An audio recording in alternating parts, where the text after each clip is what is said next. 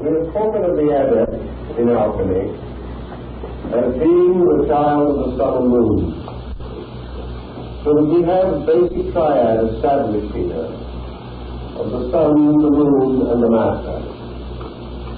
A triad which occurs in many esoteric systems.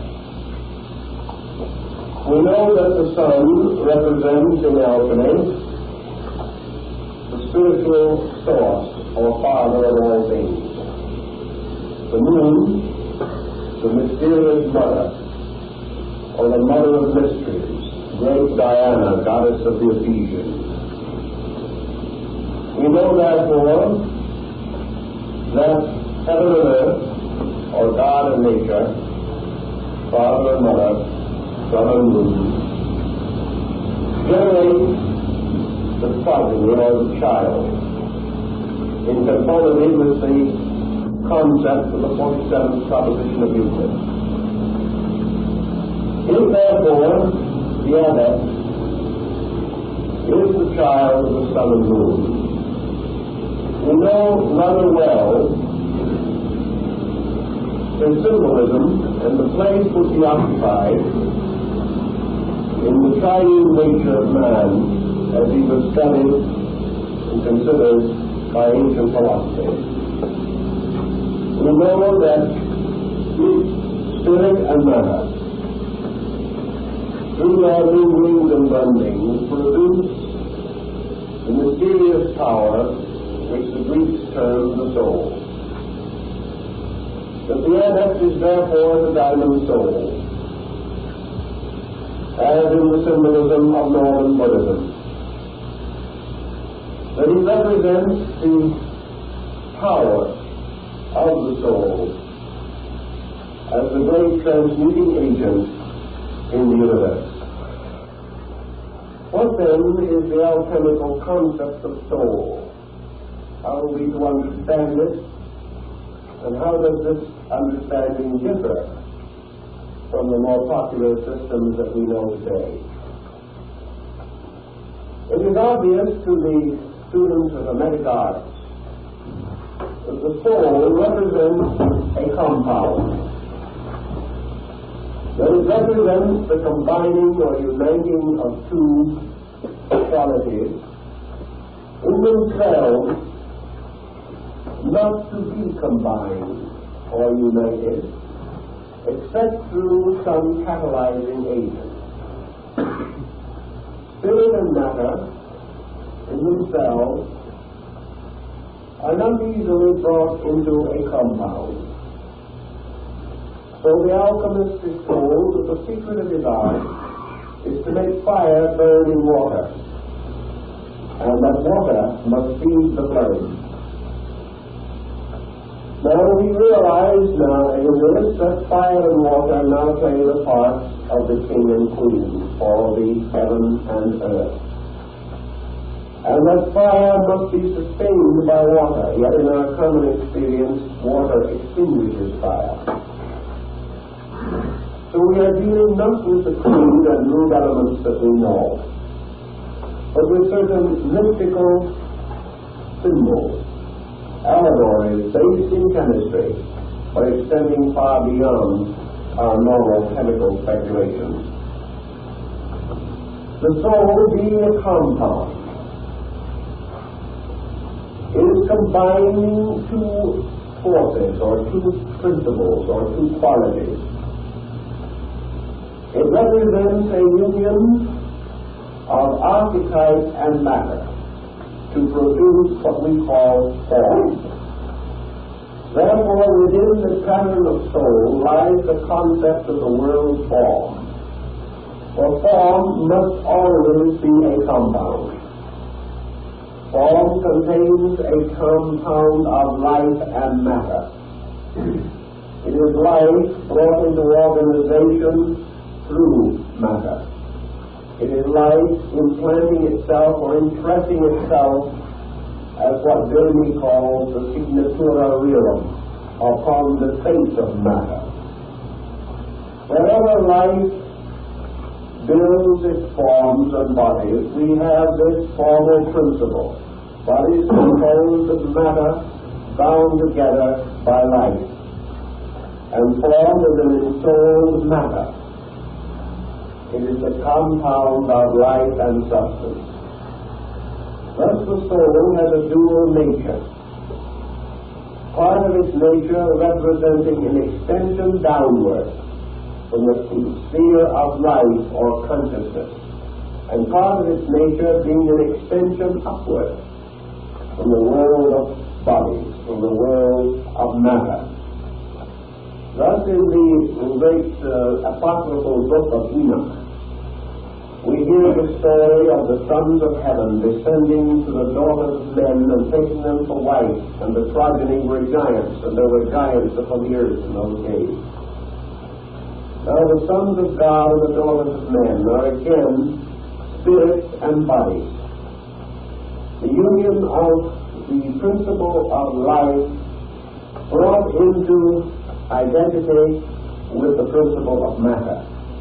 And these two combining to create organizations, organisms, compound creatures. And of this compounding, the most basic, according to the Greeks, was this compound which is called the soul. Either the world soul, which is the compound of heaven and earth, or the human soul, which is the compound of consciousness and matter.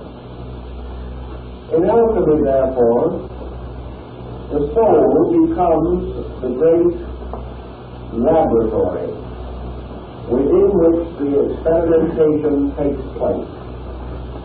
And the problem in regeneration in alchemy is to solve the mystery of the soul, to transform its present state into that of the diamond or agate soul.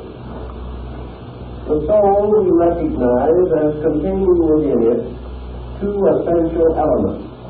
One, the emotional or psychic nature, the other, the mental or rational nature. We know that reason and emotion represent the sum and mood on the level of the soul, and that these two again must unite to produce a new instrument or a new being, which we have mentioned already and said was the alchemical homunculus, or the artificially created being. We have also learned that in the development of the nature of soul in alchemy, the soul becomes the instrument of function upon a level of being which is infinitely more subtle and refined than that of our objective life. To the alchemist, therefore, the mystery of the soul, its creation, its unfoldment, its development, this mystery was carefully concealed under a series of chemical formulas. And each disciple was expected and presumed to be able ultimately to solve these formulas. Each was a rebus to which he must give his own internal meditation. It was a symbol upon which he must contemplate, and through which he must release his own instinctive apperception of these mysteries of life. Then let us try to analyze the processes creating the soul, and why man, peculiarly endowed with this instrument, has a destiny unique among the created things of the earth and of nature. To understand this, we must borrow something from the later Egyptian religion, that phase of it which developed under the Greek pharaohs of Egypt, the Ptolemies, where the mysteries and rituals of the earlier religion were brought under certain philosophical disciplines from Greece, and thereby made more intelligible to us. In the Egyptian mystery, the soul was a septenary structure consisting of 7 essential internal ingredients. These in themselves the Egyptians called the 7 souls. And to each of these souls was given one of the great psychic behavior problems of human experience and consciousness. Man's soul was formed within, but he had what might be termed his milk soul or his infant soul that had one duty to perform. Later, this soul gave way to a second. More correctly, the soul itself unfolded and became a second kind of soul, which had to do with the extension and expansion of his body and the principle of growth, the unfoldment from within himself, the extension of the cycle nervous system throughout the fabric of his body, the gradual control of body by the power within it. Later, this gave way to the third soul, which was the generative soul, which, taking hold at puberty or adolescence, began the process of setting into motion the great reproductive power of soul energy. And so it proceeded, step by step, through these and other forms until it finally came to the adept soul, or the highest part of man's psychical life. And this soul also, having absorbed the other six, became the sovereign and complete ruler over the individual. And if this soul was perfected during life, this individual then had a consciousness after death and received a conscious place in immortality. This then was not the soul that finished and must die, but the soul that could go on to the abode of the gods in the blessed land of Amentet. So the soul of man was something he had to earn, something he had to create or build by his own activities. And this soul manifested to him through the unfoldment of his own inner life. The maturing of his soul was his great work. And having reached the maturity of the body, growth must go on, and the person in the body must grow, must unfold its own potential and achieve its own complete identity. When it did so, the soul then became, more or less, the vehicle of the self, and the individual, stepping across from body, took up his natural and proper abode within the structure of his own soul. He was then what the Egyptians called a blessed soul, one established in everlastingness, and having achieved then to the adept state. In a way, this is the same concept that underlies the concept of the Hindu Mahatma, for Mahatma simply means great soul, a being in whom this internal power has accomplished its transmutation or its wonderful work. In Christianity, the Messianic soul is represented by the avatar or the Christ. And this is the Christ in you, which is the hope of glory, and which, if it be lifted up, will raise all things unto it. Thus, the death and resurrection of the Messiah represents the soul cycle, or the death and resurrection of the life, or the life. Or as it would be termed in alchemy, the death and restoration of the Messiah. The soul then becomes the scene or theater of the great regenerative power of man. And it is composed by the release of these two polarized extremes of consciousness. One of the releases is achieved from below by the building of what we call the personality. And the personality, when properly and naturally mature, makes its positive contribution to the psychic and soul life of the individual. Through the building and integration of the personality, we achieve, therefore, one of the essential elements of the soul. We become masters of the working of salt. For salt represents in alchemy the power of experience, or the growth of man from below upward. The growth of his lower nature, we will say, the unfoldment of it towards the light of truth. Now, the lower nature of man ascends gradually through the physical, through the emotional and mental life, until finally it reaches the apex of its own achievement on the level of reason. Therefore, from below upward, man builds gradually the rational power, the rational faculties of his own nature.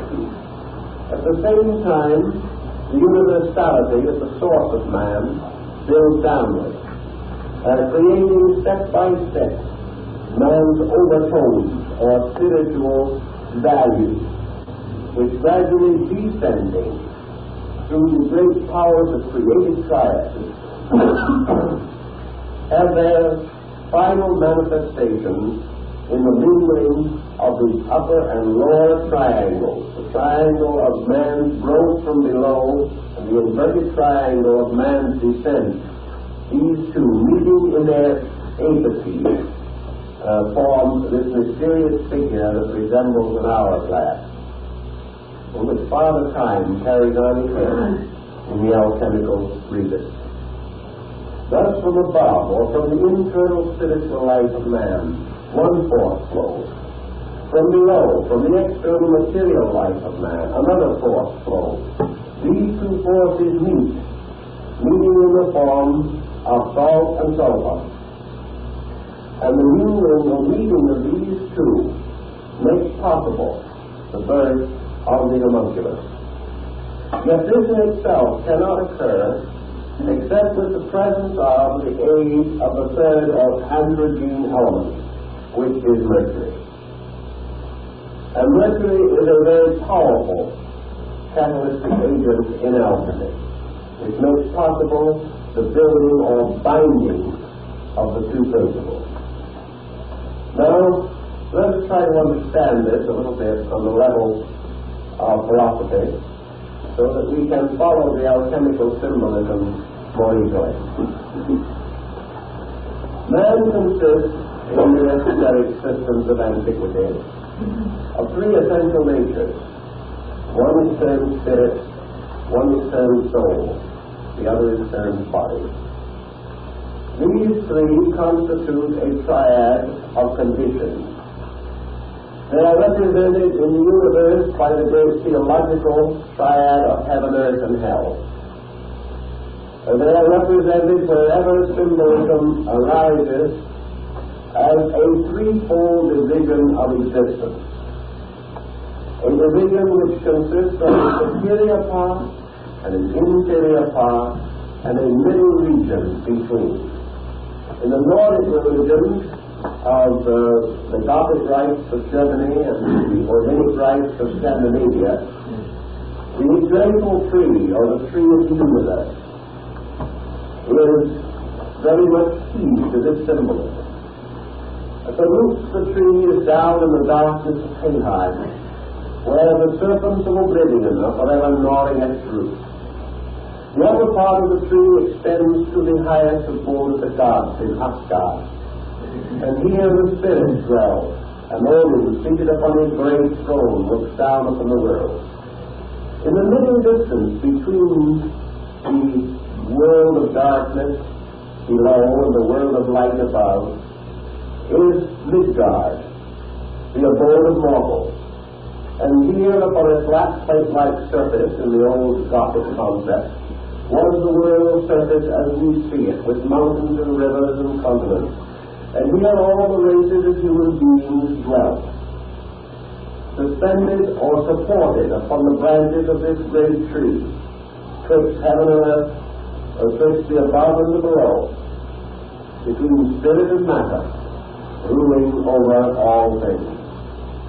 Thus humanity collectively is emblematic of the world soul.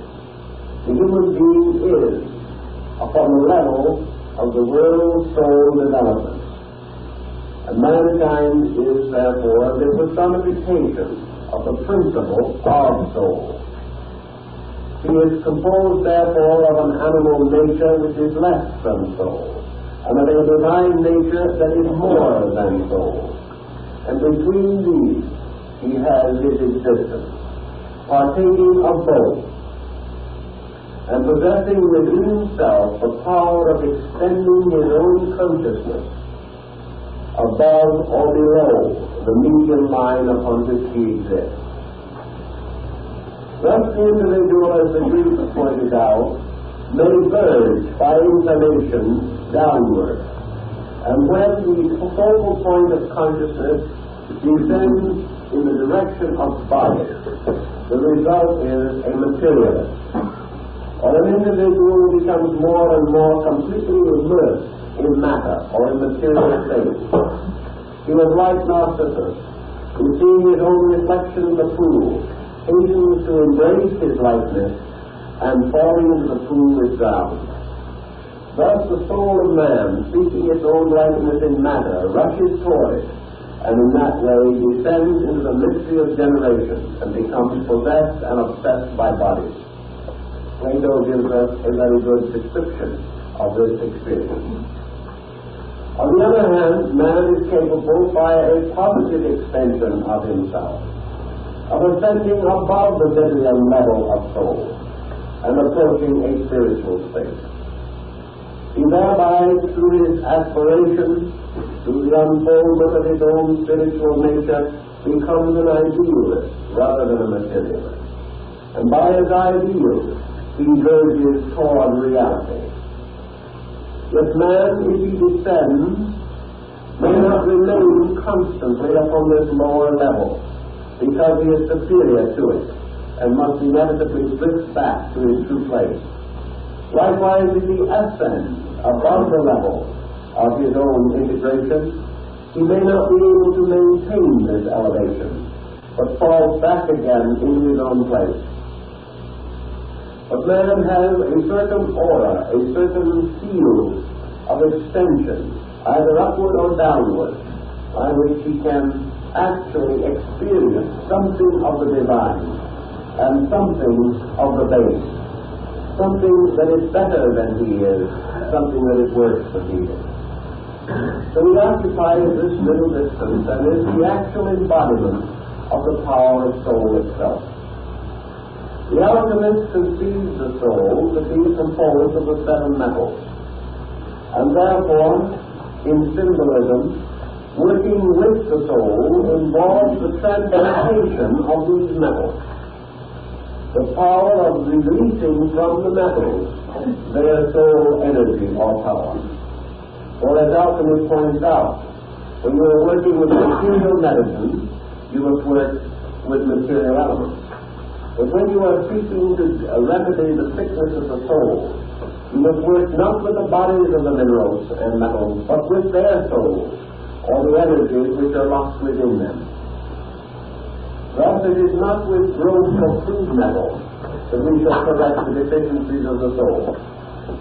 We must therefore have a special and refined metal, which we have passed through certain regeneration. Now there is an old figure of the seven arts and sciences, or the seven metals, in which we find the metals identified with the arts and sciences, one with logic, another with rhetoric, one with mathematics, and so on. We then come to the realization that the seven liberal arts and sciences contain within themselves the keys to the transformation of the soul. Man has a body of learning, whether it be astronomy, mathematics, music, architecture, all of these subjects. And these seven arts and sciences arise because of soul. They originate in soul. They are vitalized into their own existence by the energy of soul. They belong to the level of soul. If they are debased, they become material arts and sciences. If they are spiritualized, they become divine arts and sciences. But both of these are extensions. One builds downward and the other upward. The natural state of the arts and sciences being on the level of the soul itself. Therefore, in alchemy, the problem is to discover through art the means of releasing through the arts and sciences the mysterious soul powers which they possess. These releases correspond very, very closely with your yogic discipline. They correspond with all of your ancient mystical rites, because these are the arts and sciences as the outer vestments of a mystery. The individual who is willing and who is able to accept only the material forms of these things becomes learned upon the level of the mind and body only. But those who seek the mystery of the metals, who seek the mystery of the soul locked in them, will find that each art and science contains within it a secret remedy for the deficiency of the soul power. Thus, alchemy begins the process of transmuting knowledge, transmuting learning from a material to a soul level. How are we then to understand the soul power locked within an art or science? Well, let us take one of these arts and sciences for the moment. We know that the Dionysians took architecture and revealed the mystery that was concealed within its symbolism. Let us pause and take, for instance, music. To see what music means, because it belongs to the mystery of the soul. Music is a soul art. It is an art which is capable of revealing to man more of the constitution of his own psychic nature. It was obvious to recognize that the lute or the lyre could be used to represent the entire mystery of soul power. He therefore created the instrument upon which he could play certain enchanted melodies. He learned the power of music, and in India and in China, the esoteric arts of music have been long considered and studied. By degrees, through the knowledge of music, through the application of its principles, man can come to a clear and concise understanding of the nature of his own inner psychic life. Music becomes not only a key to interpret the soul, but it becomes a powerful instrument for the expression of the soul and its powers and energies. Thus, each of the arts and sciences becomes one of the dimensions of the soul's release project, and in turn gives man one of the facets or keys to his own understanding of soul life. Man being naturally a soul, living upon the level of soul, it means that he is suspended in his own existence between the spiritual and material extremes. And therefore he must advance upon this narrow path which divides him from the universe of causes above and the universe of effects below. He straddles these like the Colossus of Rhodes, or like the ancient man of the Kabbalah, with one foot upon the earth and the other upon the sea. And wherever the alchemical symbolism arises, we see the repetition of these figures. Now, as we go into mysticism, alchemical mysticism, we come upon the symbol of the diamond soul, or the perfect soul, which in the Christian mysticism was regarded as the proper figure of Christ. Christ, therefore, is the adept soul. It is the perfected, redeeming soul within man. It is the soul that dies in man for man and is reborn through man by the resurrection of the soul in man. Then he says the soul in man is planted like a seed, and that all things in nature possess within them the seeds of soul, and that these seeds of the soul power can be caused to grow, and by the fertilizing of these seeds and their growth and the constant tending of them by the wise gardener, old Cronus, that these souls will grow and will bear their fruit, and this fruit will be for the healing of the nations and for all that suffers. Now Cronus, the one-legged gardener, of course, is the keeper of the tree of life, and he represents time. and he is time which makes all things come to their natural growth and harvest. Therefore all things that are ordained are perfected by time and are under the guardianship of time, and are fulfilled in time. And man's soul, which has an origin in time, is peculiarly under the domination of this dimension of symbolism. We know psychologically what we mean by the soul. We know from the standpoint of Freudian analysis or Jungian analysis that we regard the soul as a kind of internal person. Ancient saw it as more than that, very much more than that. Although they would not refute much of what has been done since. They would demand that the whole thought be extended very much further.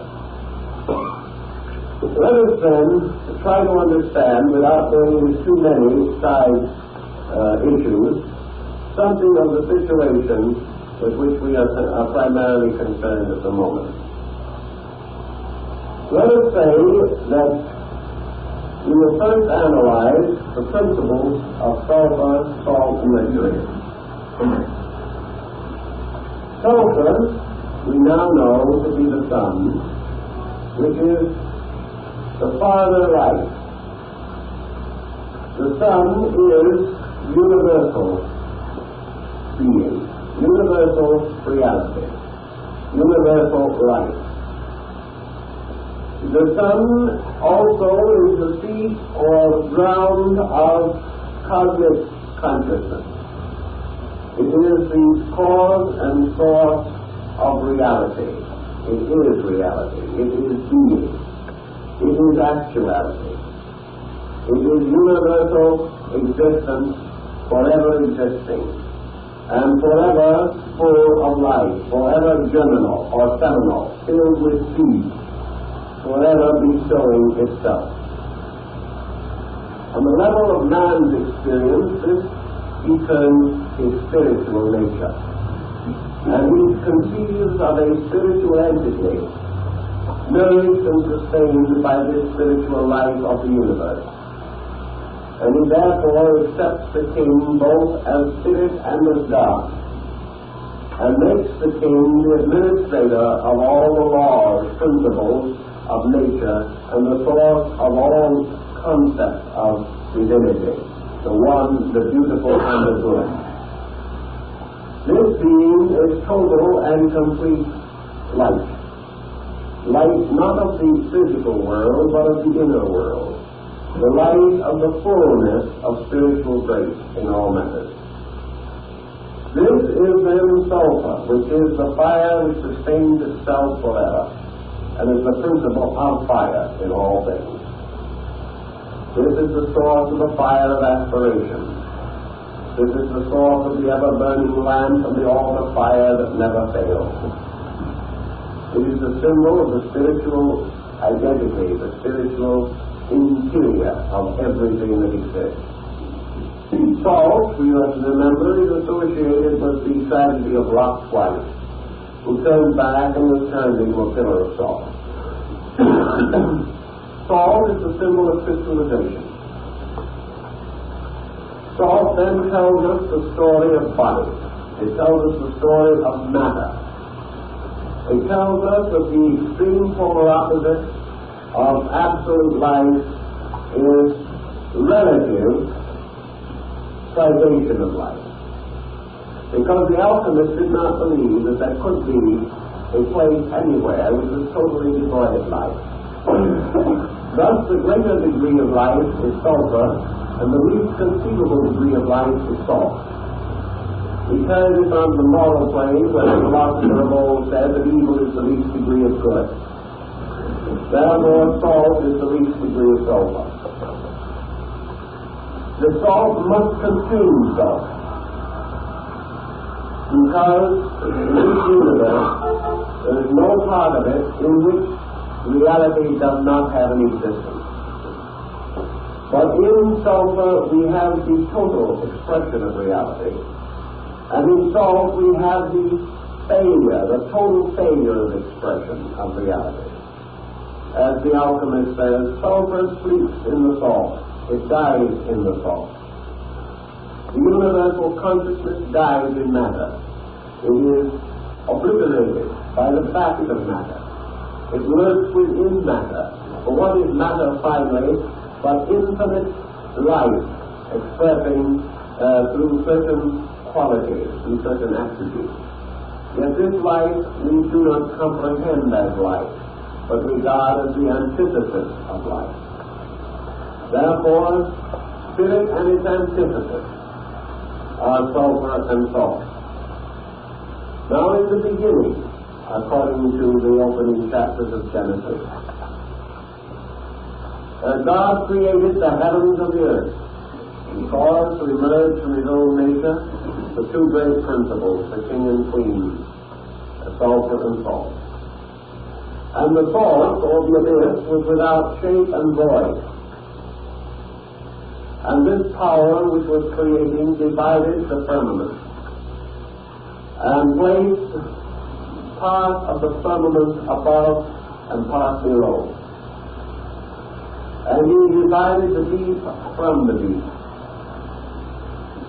And in this process of causing this division to occur, we can use another very interesting alchemical device. In one of the early books of the great alchemist Lamprey, we have a scene which shows the king, or the supreme power, moving in a whirlwind over the face of the deep. And we find the great abyss lying spread out below, and we have the scene of the power of God moving above and the great depths below. And the waters which were above the firmament were divided from the waters which were beneath the firmament. And the waters beneath the firmament were ocean. And the waters above the firmament were Shemayim, the water of life. And in the midst of these powers, in the midst of this great division that took place, there suddenly emerged the grand form of Elohim, the Creator. And the Elohim, or the builders, the seven powers, shooting out from the mystery of the Word, are suspended between heaven and earth. And here the seven powers gather together the form of the world, causing it to arise between the abyss and abyss, causing it to exist between time and eternity, and fashioning it magnificently from the abstract principle of sulfur and salt. And the seven powers which bring forth the creation, the Elohim, the vowels of the sacred word, are represented in the book of Lamprey by Mercury, the ancient, the great power of the catalizer, the winged being, the messenger from heaven to earth and from earth to heaven, who carrying his mysterious rod wound with the serpent, brings forth from the below the shadow of the world form and unites it above with the descending hierarchy of the world spirit. So between these two extremes of ether and chaos, time and eternity, being and not being, and out of the great darkness that David called the Umbra, comes forth the mystery of the primary and primordial generation. And this power, this mystery which came forth, is the world soul, described by the Greek authors as things with many heads, bearing all manner of likenesses and breaking through the age of time, born from the age which is made by the whirlings of ether and chaos. All these symbols go right back to the same basic principle, namely that the ancients recognized that existence was the result of the striving of polarities, or of opposite beings. And Einstein has come to practically the same concept. That life and life as we know it are the friction of the motions, the qualitative motions of basic energy. not the quantitative but the qualitative motion. And that these bring forth the revealed form of things out of the great abyss, out of the great darkness. This is the meaning of the Hindu concept that these creations came as a result of will and yoga. The duality produces between itself a being in which its own attributes are present, and this being is called the soul, the universal soul, fashioned in the womb of chaos. And this soul becomes the basis of the creation of the human soul, which in turn is the child of striving, the progeny of the mingling of heaven and earth, of time and eternity, of being and not being. The soul's man is engendered by being and not being, by realization and ignorance, by experience and intuition, by reason and love, and by the minglings of all the opposites, which goes forth into this vast psychic container from which will be born the radiant form of the deity baby, bursting from the egg and taking power and supremacy over the dark field of mystery in which it was created or conceived. Soul, therefore, represents the objectification of spirit and matter, brought together as a being. And all things that emerge in the middle distances of man's experience are therefore distinctly related to soul itself. Now, in the further development of this same allegory, we have Adam introduced as a being into which the breath of life was breathed. Now, if we go back into the ancient Kabbalistic legends about Adam, we find that Adam's body was composed of the 7 planets, that each one of the great powers of space bestowed an attribute upon him. And each of these in turn gave a treasure to Adam, so that when he became a living thing, Adam contained within himself the 7 souls. And at that time it was also conceived that he was androgynous, male-female in 2 forms united back to back, and that the Lord of the Elohim cut them asunder and made the male-female being into a male and female being. Here again is a definite allegory about the soul, for the soul itself is essentially an androgynous being. We have a story which we told you about some time ago in connection with that story of Sarapita, in which we have again this allegory of the soul. This particular treatment developed according to the philosophy of Zarathustra. So in the alchemical, to return to it once more, we have the union of life and chaos, of time and eternity within a bubble. We have the miniature replica of all that has been done, taking place within the soul of the human being himself, the alchemical resource. And in the study of this mystery, we find that man recapitulates by a series of renovations or a series of augmentations, as they are termed in chemistry, the history and generation of his world, the formation of his own nature and being, and the final release of his own soul. Now, as the soul is composed of the strivings of spirit and matter, and is bound into this artificial compound by the magic wand of Hermes, it becomes essential to our subject to try to understand more about the reasons for its existence and the ultimate end for which it is intended. The reason why the soul has to have an existence is because man himself is actually a soul being. He is therefore a soul being without a body on the level of his own nature. This is due to the emblematic or symbolic fall. For by the fall, a soul fell into a body. And because of this situation, it lost identity or orientation in its own nature. As man now lives in a physical body, it was the opinion of the alchemist that he lives in exile. He is in a kind of underworld. And this physical body can never be his home and can never be his natural abode.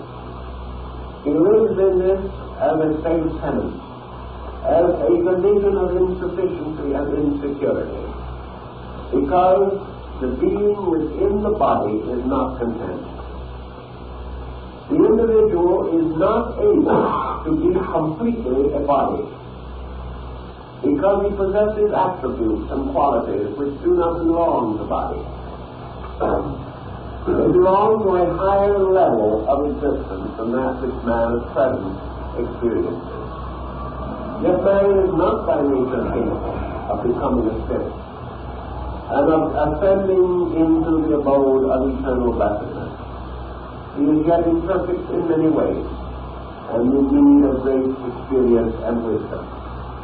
But he has a home that is proper to him, and that home is a different kind of body, a body real but invisible, a body which contains within it the archetypal forms of all physical things, but is much more subtle, much more sufficient to him than the form which he now occupies.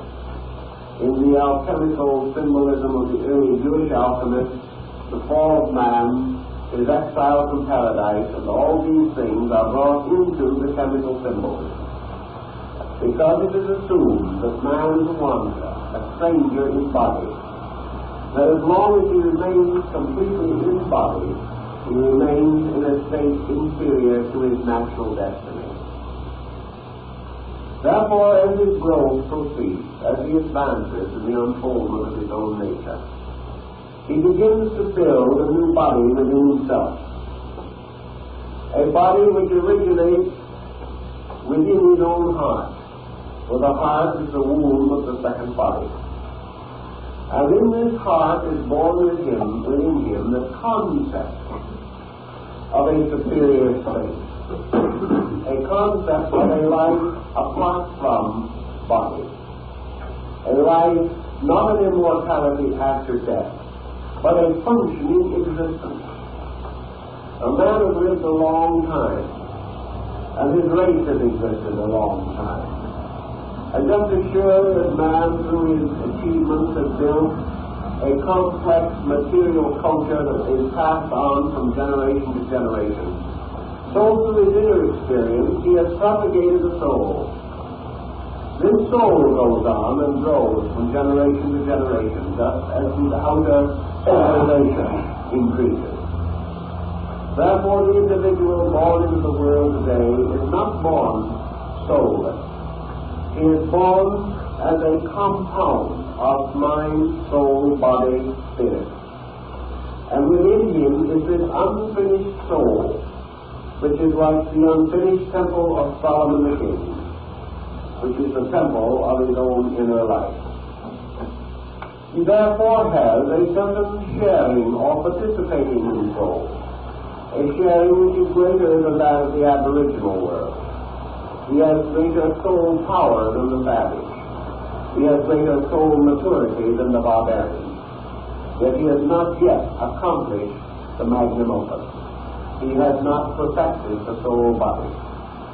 So as he grows up in this material life today, he grows up as a partial soul within a body.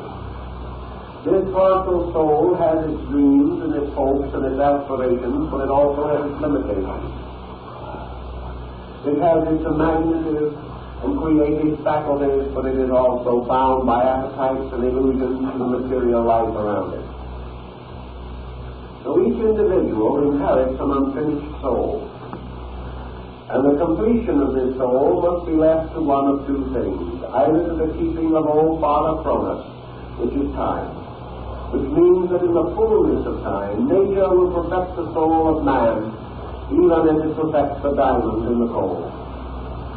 But alchemy says nature has its own path and its own way, but man may perfect art, and with art perfect nature. And it is possible for man, by the serious and concise application of that which he knows to be true, it is possible for him to anticipate and then augment, increase the processes of growth within himself, so that he may advance the state of his own soul, that he may gradually approach the adept state of soul power. To do this is not to depart from nature, but to aid nature, and to assist the man himself in the perfection of his own inner life, which is rooted within the nature of his soul. To do this again requires a great art, a great discipline, a great science of human regeneration. And under the name of alchemy was concealed this mystical art, this mystical science by which man might approach the actual completion of his own soul life. Now, the beginning of this transformation or transmutation was then the study of chemistry. And the alchemist was told, it's very simple. The first thing you have to find are pure elements. So the alchemist was told that he must have some way of securing his basic material upon which the experiments in the laboratory depended. He had to find a very definite and particular kind of salt. And this is the salt of the earth. This is the same kind of salt that was referred to in the biblical story. That ye are the salt of the earth. Now, how to find this salt? And the one school of alchemy, there were several, one school of alchemy says that the only way to secure this basic material was from dew. Therefore, what you had to do was to go out at night in certain regions where the dew was heavy. And you were to place glass plates raised from the ground and insulated by wood or some non-conducting substance, so that they would not ground or would not discharge their magnetic field. And you were to collect upon the surface of these plates dew, and you were to catch it or place it in vessels carefully prepared for this purpose, absolutely clean and capable of being completely and hermetically sealed. Now, this might sound like a difficult experiment, and yet I've known a number of practicing alchemists today who have succeeded right here in the mountains back of San Bernardino. Some of these alchemists have been able to collect as much as 10 or 20 gallons of dew off a glass plate. But it's not an impossible thing to do, because they believed in the alchemical tradition that this dew of heaven held within itself certain powers captured from the rays of the stars. Also that this dew, having never touched the earth, was like the dewy mistletoe that had to be cut from the tree without being permitted to touch the earth or it lost its power. That this dew could then be passed through certain experimentation by which the powers within it, the occult virtue of the planet, could be augmented and increased. Now, I know one or two understand experiments involved in that particular rather disagreeable procedure also. I know at least one case in which a 5-gallon bottle exploded. And there was actually, within the dew, a sufficient fermentation taking place to cause a tremendous combustion and pressure. All of this belongs to the physical story of alchemy. But always the alchemist was told that the great problem he must first solve was to secure pure elements for the preparation of his work. He was told, for instance, that he had to have pure copper. Not the copper you would buy even in the laboratory or in the chemist's shop, but pure copper, which could only be found under certain conditions and in certain places. Pure silver, pure gold, pure mercury. But these various elements had to be pure beyond any knowledge that we have of them. Well, the implication as you go through the story is rather obvious. The beginning of the great transmutation was to find the pure forms of the basic emotions, instincts, appetites, and attitudes of the human being. We had to find, for example, not just copper, but pure love. We had to find not just silver, but pure imagination. We had to find not zinc, but pure reason. Because each one of these elements was tied to a substance and to a planet and to a power in nature. Each one of these basic principles had to be pure. So we begin with an elaborate series of purifications, which are nothing more or less than a restatement of what were called the cathartic disciplines of classical philosophy. The individual looking for these pure elements could only hope to find them within himself. So the beginning of his art was the discovery of the purity of his own basic soul power. He had to purify the energies of the soul, which he must use in the accomplishment of the great experiment. Thus was the problem presented to him, that in all probabilities he would not be able to find these elements in an absolutely pure state. Consequently, his first duty after he had discovered elements suitable to his purpose was the continuance of the process of purification by fire. And that the living principle would be carried across through the retort and collected again through a process of distillation. Therefore, that the purification consisted of cycles of distillation. That these elements had to be completely distilled again and again until finally all gross matter, all impurity would be left behind. Therefore, that the bodies of these minerals and metals would die, because the bodies of them could never be united anyway. There is no union to be achieved on the level of matter. Therefore, it is only when all of these are again reduced to their soul equivalent, becoming invisible like the soul itself, but captured within the disciplines of consciousness, the retort, that they can be reunited to form the basic ingredients of the stone. Let's put that then onto another level of language and try to see what we are working with. Man experiencing his own emotions and experiencing his own thoughts is not wrong in realizing that they are not of a sufficient quality to sustain his natural spiritual aspirations.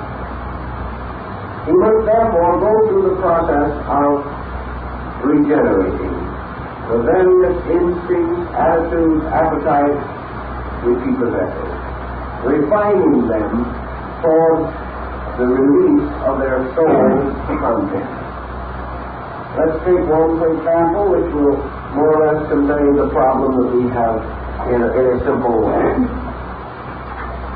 Here's an individual, a person who wishes to grow. But this individual is by nature jealous. Now we might say that jealousy is an emotion which is, under some conditions, almost apparently justifiable. There are moments when it is exceedingly difficult for an individual not to express this very natural instinct. And yet jealousy is an emotional question. Jealousy can only exist because man has a soul. The bees and the birds are not jealous. The universe beyond man is not jealous. Jealousy belongs to the soul complex in man.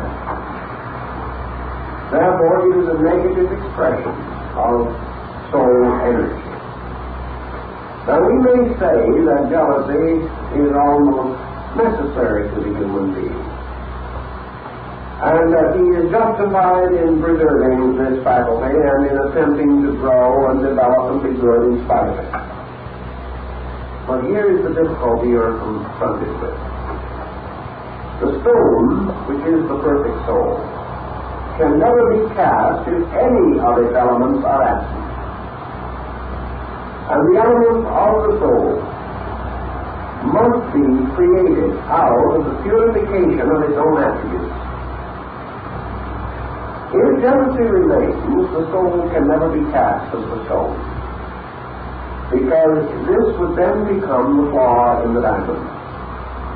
It would be a quality unregenerated or unredeemed, and therefore a stone not suitable to be built into the everlasting house. That particular stone had not been true. Therefore it would not fit into the wall. And if it was placed in the wall, it would weaken the wall. In the alchemical symbolism, therefore, every one of the extensions of the soul represented by the minerals and metals must be redeemed in itself before it can be mixed into the great compound of the molten sea. And the individual working with his alchemy, therefore, experiences within himself many emotions and instincts: fear, doubt, grief, pride, anxiety, worry, hate, criticism, condemnation, bigotry, prejudice. All of these are soul faculties to its basic elements. Knowledge and its effect upon man must be broken down. It must all be brought to a condition of calcination. Every idea the human being has must be tried by fire, and its dross must be burned away. To accomplish this is a great task, exciting the most earnest endeavors of the most thoughtful, conscientious, and courageous person. But by alchemy, gradually, all of these elements are reduced. And we have a very dissimilar state in other schools of mystical thinking.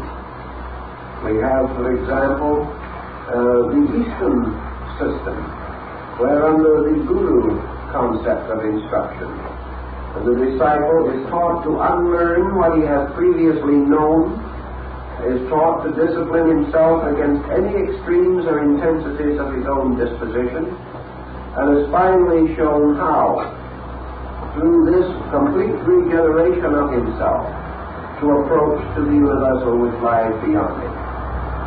This is precisely the same implication as in the story of Alchemy. Now, having assumed for the moment that we have a grasp of the problem of basic elements, now we must pass on to the next degree of the art of the stone. Actually, what the alchemist is attempting to produce here is not immediately the transformation of his own totality, but the production of the agent of this transformation. And this agent is the red lion. Now, the red lion, of course, is another solar or sun symbol, but it is most particularly an alchemical device. It is the name given to the final formula and its production. Now, in alchemy, when all the elements and all the ingredients are brought together in an exactly perfect manner, and the experiment with all its rotations is carried through to the end, the adept achieves what is called the powder projection. This is a small amount of an incredibly powerful agent.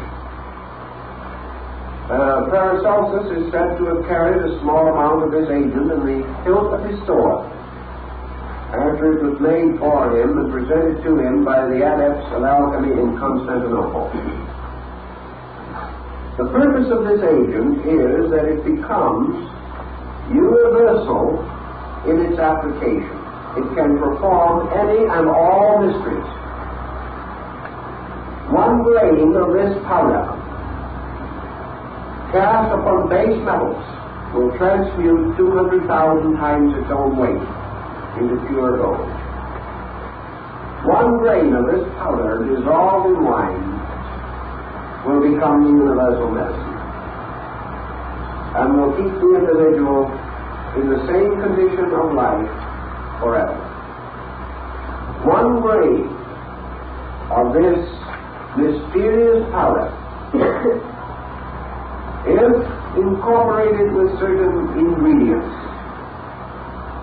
and accepted into the system under a certain type of method, can produce all-knowing and the power to read every secret locked in nature. Here is the diamond soul, the diamond stone. Here is the elixir of life. Here is the universal medicine. Here is the absolute transmuting agent. This mysterious powder called the red lion. And the red lion is fashioned out of the complete agreement of the metals, in which all, having been reduced to their essential principle, they are fused together by one tremendous experiment. And out of that complete fusing, under terrific heat and combustion, yet in a completely sealed vessel, which must not leak or in any way weaken, under a strange and wonderful procedure, which appears as a miniature of the complete forming of the universe.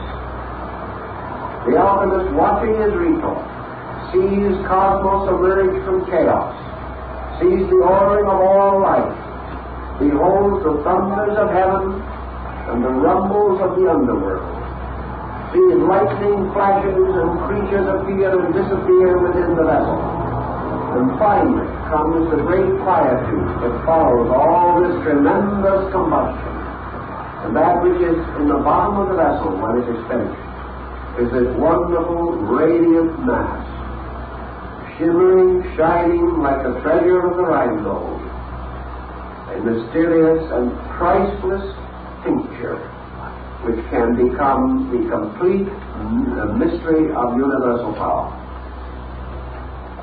What are we dealing with? What is the story? What is it that can transmute this tremendous mass of anything into true gold? Under the complete story of the casting of the stone, there's only one possible allegory that we can conceive of. The story taking place in the laboratory bottle is identical with the wonderful description given in the Eastern Scriptures of the illumination of Buddha. The magnificent experience, which is the complete recapitulation of the spiritual life of man, is illumination itself. It is the achievement of universal consciousness. Therefore, consciousness in its universal state is the mysterious outer projection. This is the red light. For one grain of it can transform 100,000 times its own weight of error into pure truth. Wherever it is turned, whatever it is done, when it is done with it, it achieves the perfection of the great work. Universal consciousness sustains all things, preserves all things, and fulfills all things. Therefore, the true adept possessing the stone is the individual who has achieved universal consciousness within himself. This is his stone. Because from that time on, everything is transmuted by his own understanding. Everything is transmuted by his own spiritual internal. The sin and death vanish from the world because man understands through them. Ignorance is gone forever. So all the problems and burdens of worldliness are transformed into the blessed recognition of truth. So by means of consciousness, truth is revealed in all things. Now, says the alchemist, when this powder of projection is placed in the 100,000 times its own weight of those metals, does it actually transform them? Does it take lead and change it into gold? The alchemist says not in that way. He says the reason why lead can be transformed into gold is because the spirit of gold is already present in the lead. You can form no transmutation unless the spirit of the metal you seek is already present under the surface or under the appearance of something else. Therefore, the discovery of truth is not the manufacture of truth, but the recognition of ever-existing truth. Universal consciousness cannot create truth, but it can discover truth and augment it in all things by an alchemical process, revealing truth and making it available as a positive expression of consciousness. In the same way, the alchemist says that he can perpetuate life forever once he possesses the stone. The stone here, as universal consciousness, assures him of the absolute survival of life. He does not necessarily mean he will live in the same body forever, but having attained internal enlightenment, there is no darkness possible, and the mystery of death is solved forever. Therefore, everlasting life is bestowed by consciousness itself. Now, all these things remind us to come back again for a moment to this problem of the soul and its part in this particular drama. Universal consciousness in man exists, but is locked away from his visible and knowable consciousness by something. The universal is not apparent or present, because in man the personal is immediate and always in the foreground. Thus it follows that the soul, which is the seat of the personality in its present unredeemed state, divides man from the experience of reality. In order that consciousness, as the alchemical mystery, can exist within man, the soul must become the vehicle of that consciousness. And the soul, which is now the channel of Messiah, must become the vehicle of holy aspiration. Thus it is the fusing and mingling of the elements of the soul, producing their own magical and mysterious work, that makes possible the revelation of consciousness through soul. And soul becomes the next body above man's present vehicle for the release and expression of soul of spiritual power. Soul, therefore, is the natural body of consciousness in alchemy. And to attain the integration of that soul body is to release consciousness into manifestation, and thereby make it available as a basis of the universal medicine and the wise man's stone. In this thinking, we have then another dimension of soul to consider. The messianic soul of the individual is one that has been accepted and believed for great periods of time by the devout of all nations. They have believed that within man is a saving self. This is rather an Oriental viewpoint, because in the West man is seeking salvation from some source outside of himself. To the Western man, salvation is bestowed.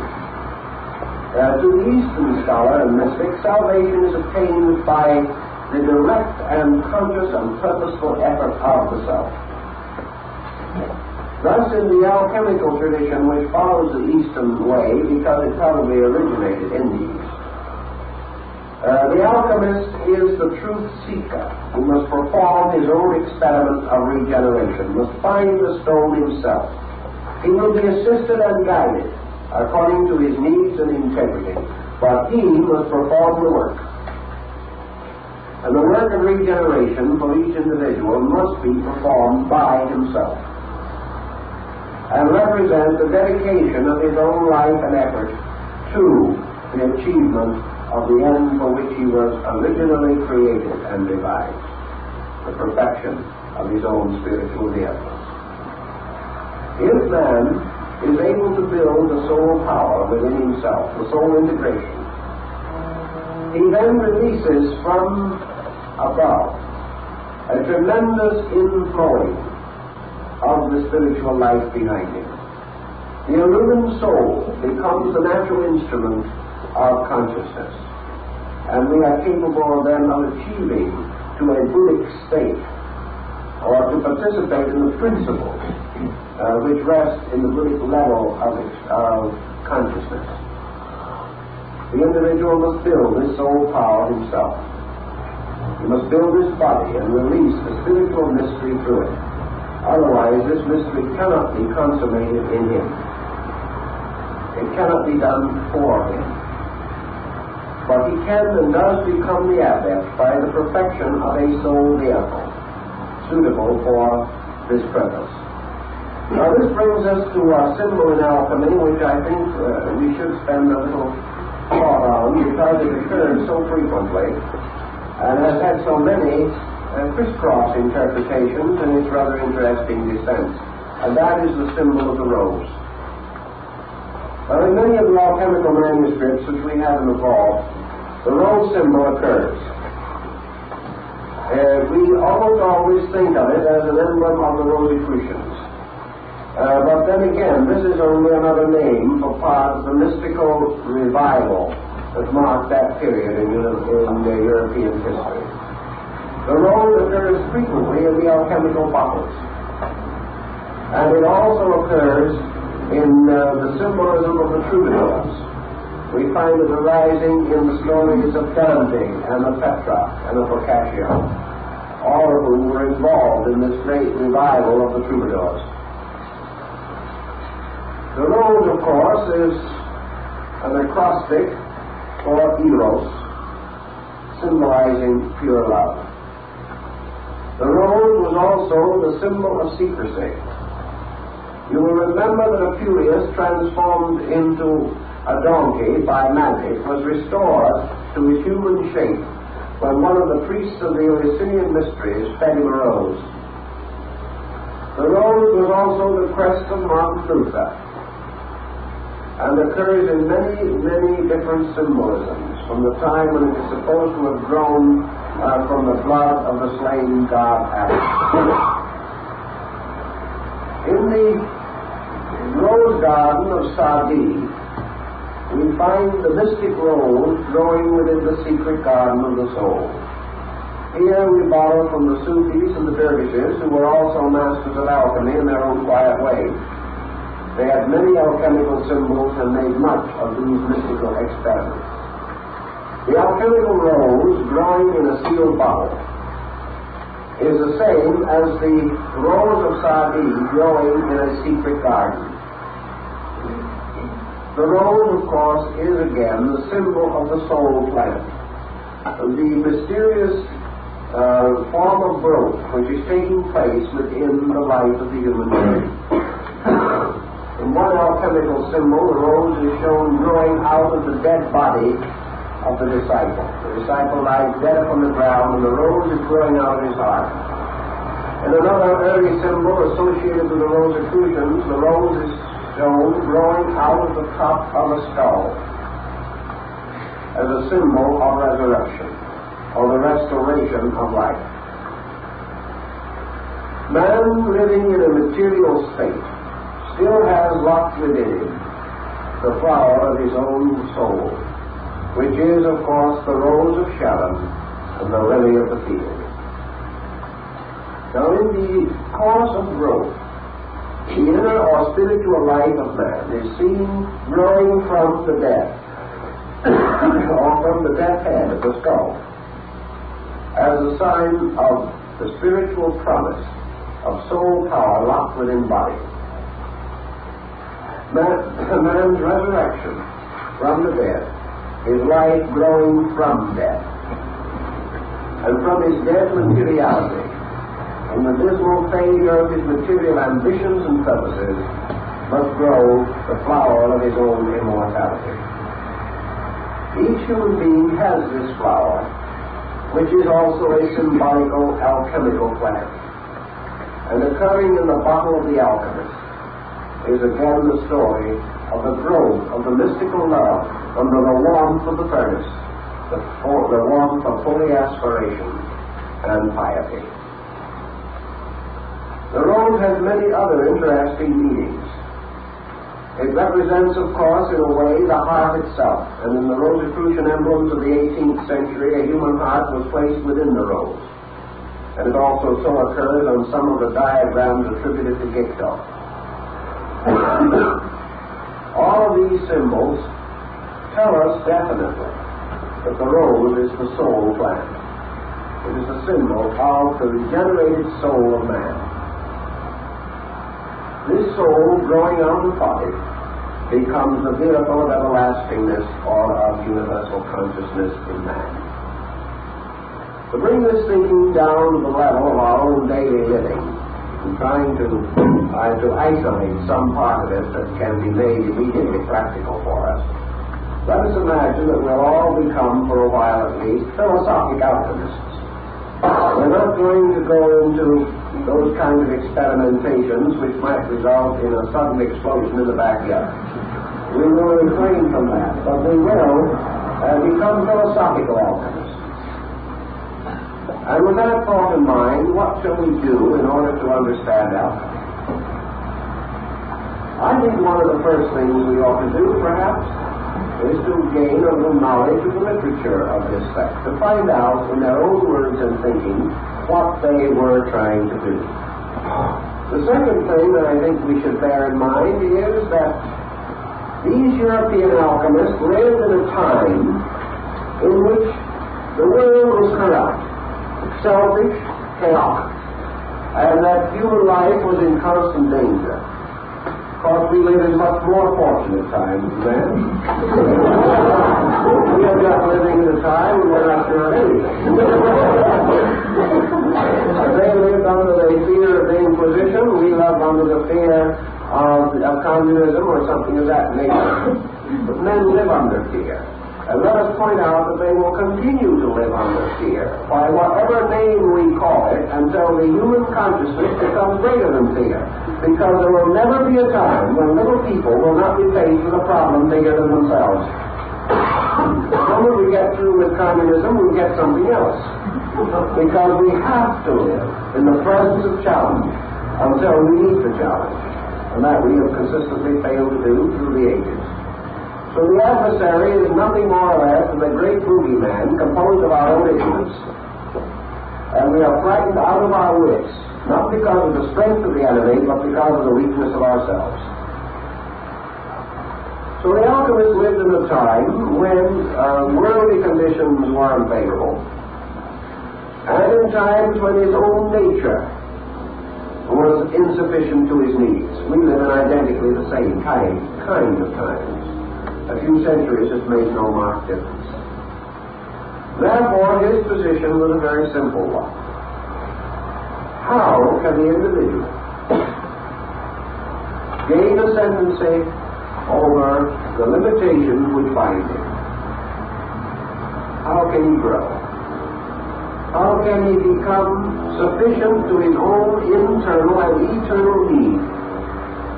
Until he achieves this, there is no security for him here, and he faces the future with very little hope.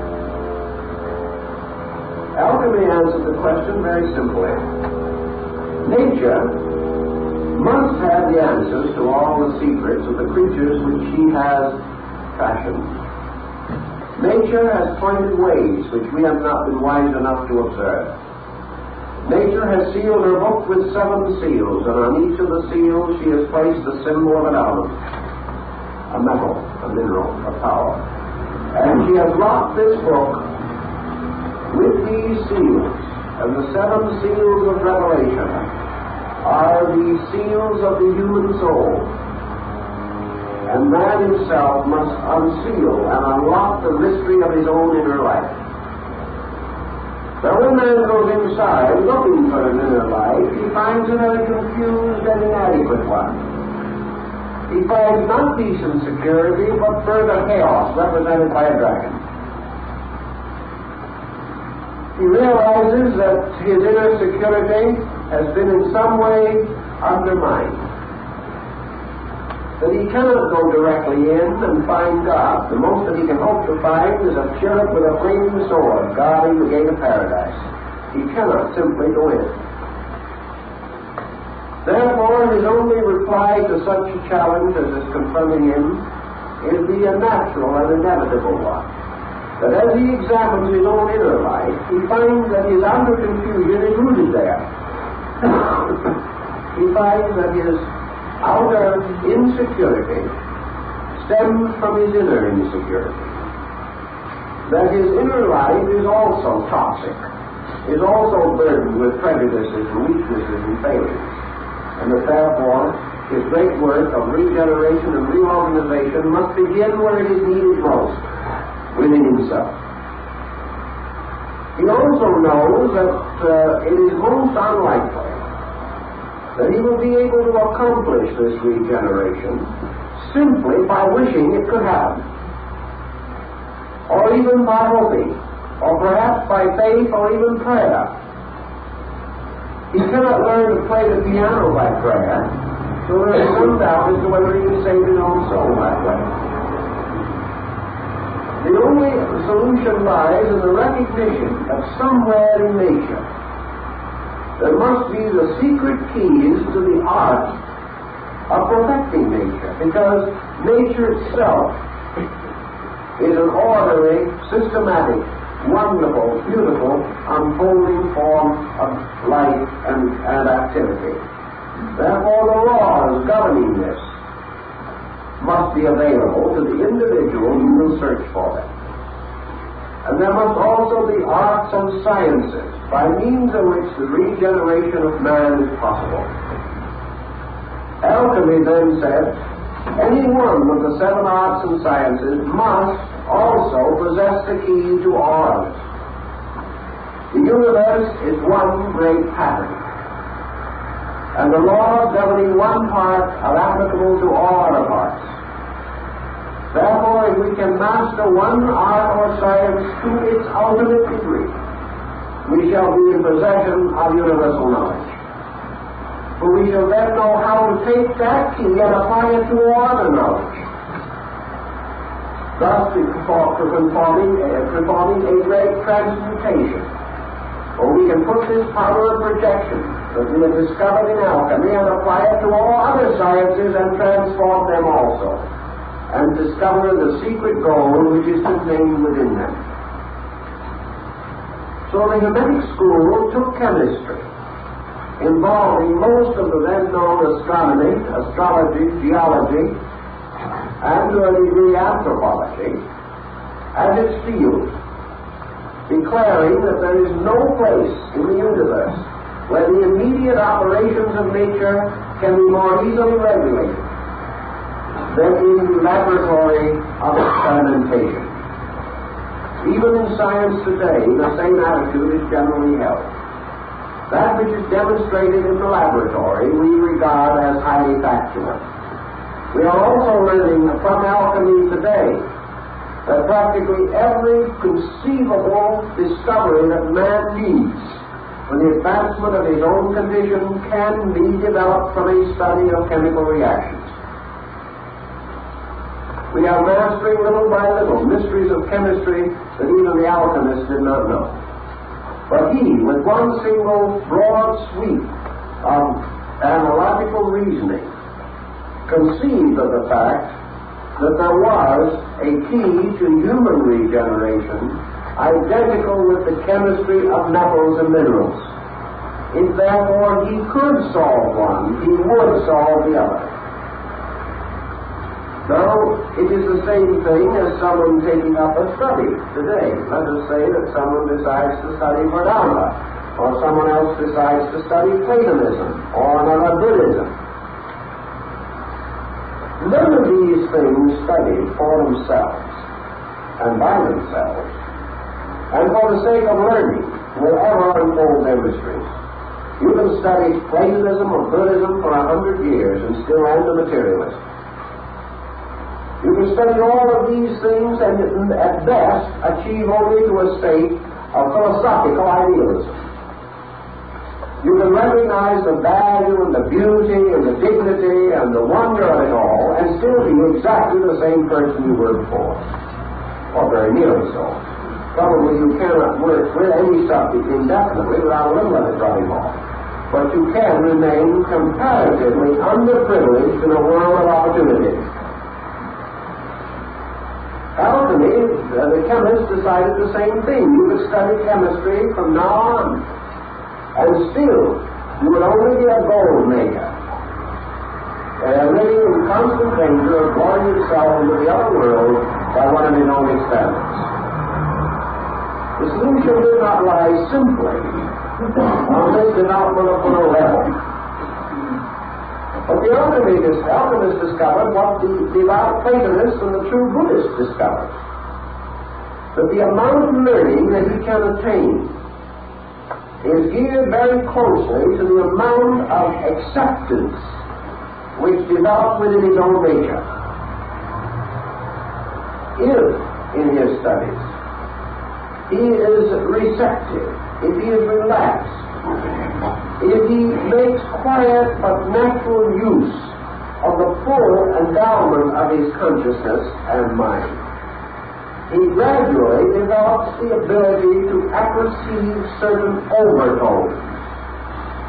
It gradually dawns upon him that the outer forms of things are but shells and shadows, and that each one of these processes locks within it a universal truth to be discovered by meditation upon the process, not by acceptance of the process alone. This is what Solomon Trismosan told us long ago in the study of alchemy, that by the contemplation of the laws governing chemical experimentation, man suddenly feels within himself the stirring of a creating power. He begins to feel chemistry. He begins to experience the moods of chemistry.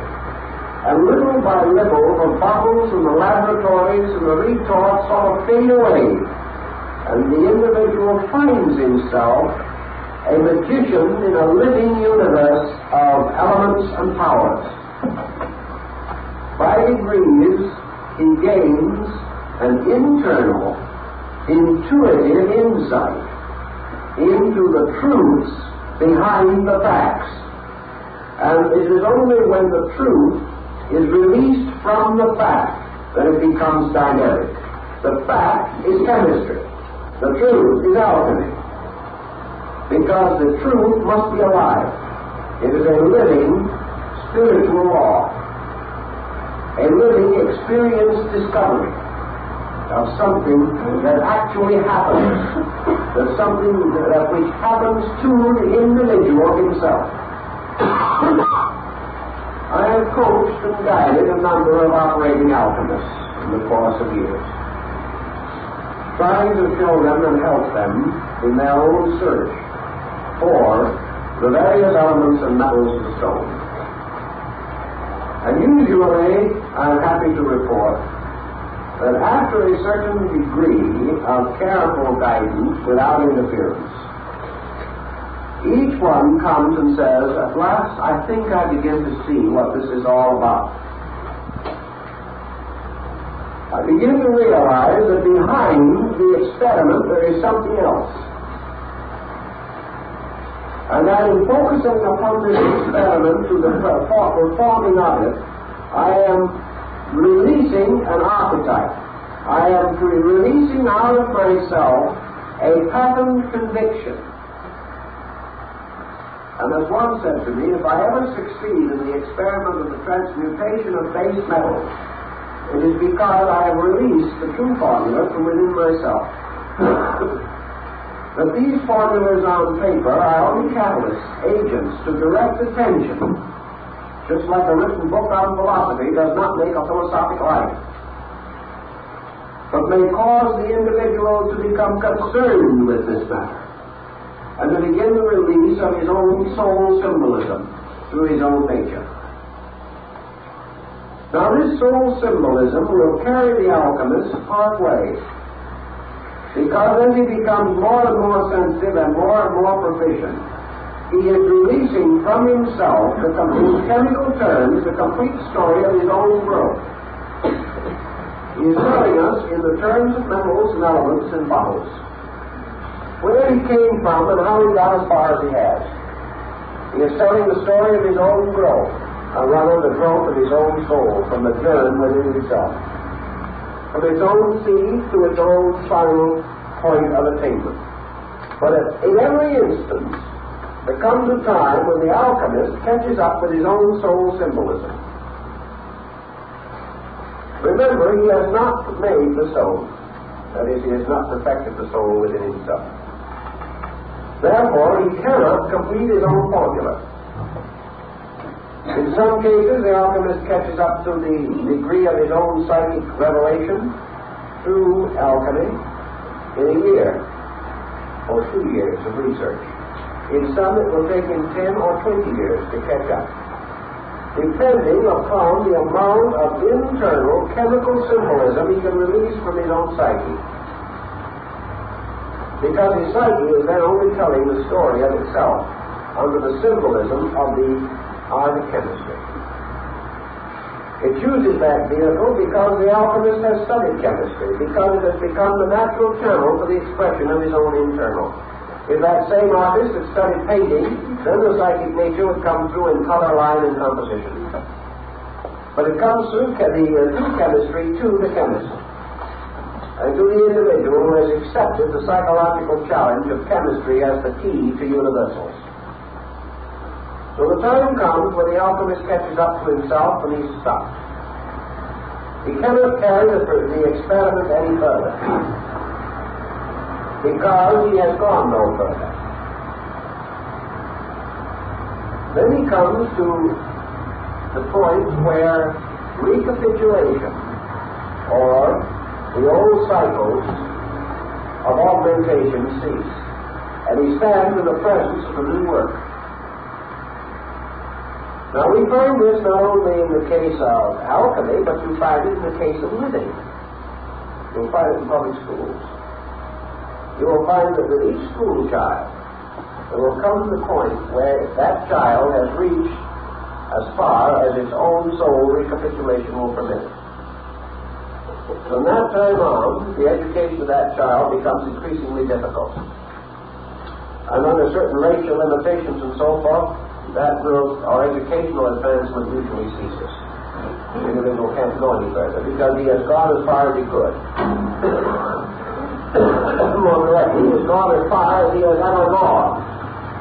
And that means that from there on, life becomes new growth rather than recapitulation. This is a much slower and more difficult problem. In alchemy, at this stage in the problem, the chemist becomes the hopelessly confused one who prays for assistance and guidance. And it is in these emergencies, if they are the genuine emergencies, due to the individual having actually exhausted his own potential, and therefore justly caught up to himself. Then it is that, as in the alchemical legend, alas, the artist appears, the adept self. The individual, having exhausted the content of his own psychic nature, must then begin original growth. And he does this not by continuing dependence upon the psychic nature, but by drawing upon the archetype. He has to go on into his own creativity. Therefore, alas, the artist appears, which is the adept self, a symbol of consciousness coming to the assistance of the mind. And this cannot happen until the psychic load has been exhausted, because until it is exhausted, it stands between the individual and any further growth. But when the negative part of the soul has been disproved and cast aside by art, and the positive achievements of the psyche have been released to their fullest extent, the individual is then caught up with himself totally, as far as a psychic being is concerned. Then on the outside symbolism, the old master comes and tells him what to do. On the inner psychic symbolism, he begins to draw upon archetype or upon new work. Then he receives the new design or the new symbol which must carry him to the next degree. From that time on, instead of being built by soul, he begins to build soul. Because each individual is built by his soul to the degree that that soul has gone, and this has to be revitalized in each life. But having gone as far as his internal life has already proceeded, then it is necessary for him to begin new growth. And new growth calls upon a higher level than the psyche for its expression.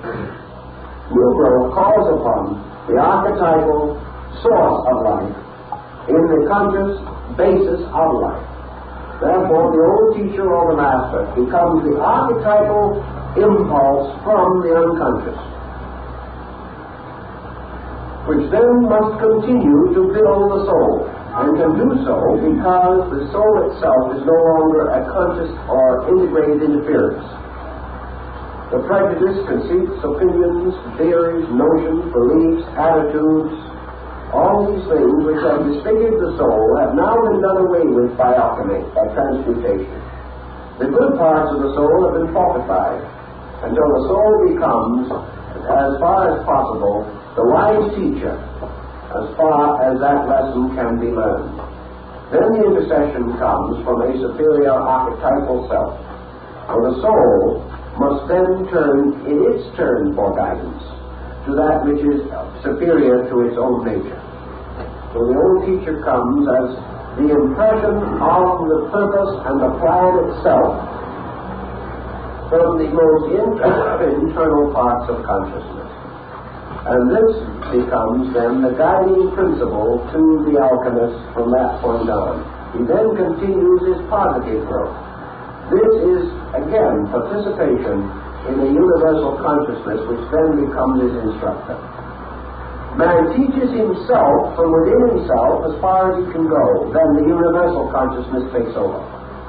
And the universal consciousness then assists the individual to continue his growth as far as possible, and continues to do so life after life until the universal life itself is released. So we have two distinct types of teaching, or three in fact. We have man learning from the book, which is learning from the tradition and from the environmental world around him, the book and the laboratory. We have him learning from the inspirations of his own soul, and having achieved this level and consummated it, we then have his direct participation in the creative power of consciousness itself. And by means of this, consciousness then is gradually transformed into further soul power, and continues to build the soul itself until the soul becomes a vehicle or instrument sufficiently perfect, sufficiently complete, like a body, that it can be unsouled, or can receive into itself the consciousness, the personal consciousness of the individual. And by so doing, then the person becomes a living soul and has the adept experience or the adept life, having achieved the great work, and having transformed itself from a creature of the material world to a creature of the psychic world, or the world of soul. Now this does not mean that the adept necessarily disappears from humanity, but it means that his level of life within himself is on the level of enlightened soul rather than on the level of externals. That he is the master of his destiny and the captain of his soul. And that at any time he so wills, he may experience his own adept existence. Because an adept, according to alchemy, is not one all the time. He is only an adept when he wills to be one. He is only an adept when the consciousness is required. Otherwise, he lives a very simple and normal life, a quiet life, like Elias Autista, who was unknown. But the adept has available the immediate contact with internals. and is therefore in a position to call upon faculties superior to those of the average person when the need arises. This is the alchemical approach to it. But I think it is very interesting and important to realize that the chemist reaches the point where he cannot go on without calling upon archetype. And in this begins his new work of proceeding as a creating chemist. And finally, through the acceptance of chemistry as a spiritual mystery of religion, and the practice of chemistry as a completely devotional art and science, the alchemist experiences the mystery of the metals.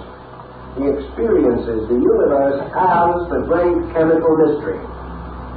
And having so experienced it, becomes master of the elements and patterns of this chemistry. Well, our time is up, so we'll have to continue next week.